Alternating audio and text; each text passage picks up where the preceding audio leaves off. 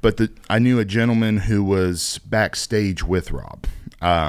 And he texted me and he said, hey, when you come back through, I'm going to give you Rob's Bible back, which I know that's reality. I know that happens sometimes. And I was like, oh, wow. I kind of thought I thought that conversation went well. Yeah. He said he very meticulously took everything but the Bible.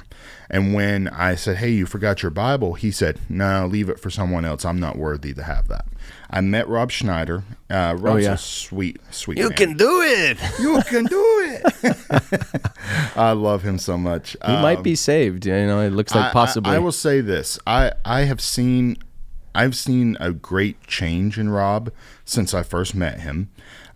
His values are very conservative, which is obviously a plus. Of course. And when he talks about Jesus, that's just a complete 180 from when I first met him literally saying, I don't talk about my beliefs. I'm very private, but I will listen to whatever you have to say. Right. But I knew a gentleman who was backstage with Rob.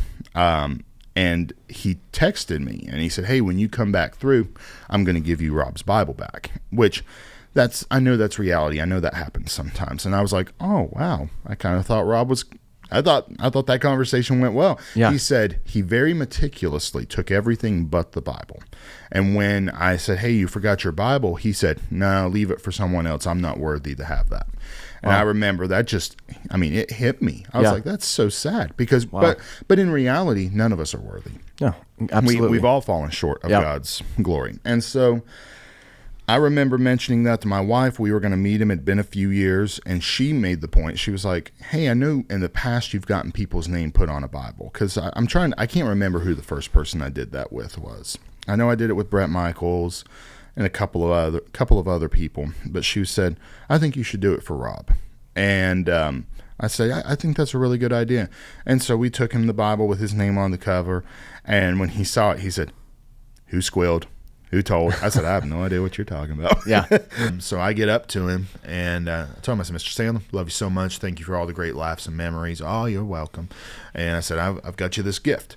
Oh, I don't usually really accept gifts. And Rob Schneider is behind him, because it was a giant arena tour. It was Rob Schneider, David Spade, Adam Sandler, and I can't remember who the other person was. But Rob was sitting directly behind Adam, and he leaned up, and he, like I was saying earlier, he's trying to encourage you, right? You can do it. Yeah, exactly.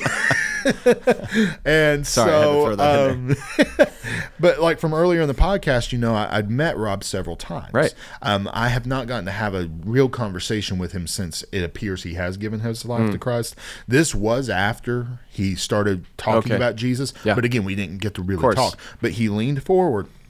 And he goes, no, Adam, he's a good kid. Take his gift. So he remembered you. I've seen him at a lot of shows. He's a fan. And Adam, oh, okay. And he goes, oh, thank you very much. And he took the gift bag, and that was that. And so I was like, wow. Again, because of witnessing to Rob and those walls being lowered, it's like, really cool. That it came full circle almost. And of course, part of me is like, if Rob has given his life to Christ, he knows where Adam is devout into Judaism. Sure. It's like, hey, here's an opportunity to present the gospel to my friend in another way.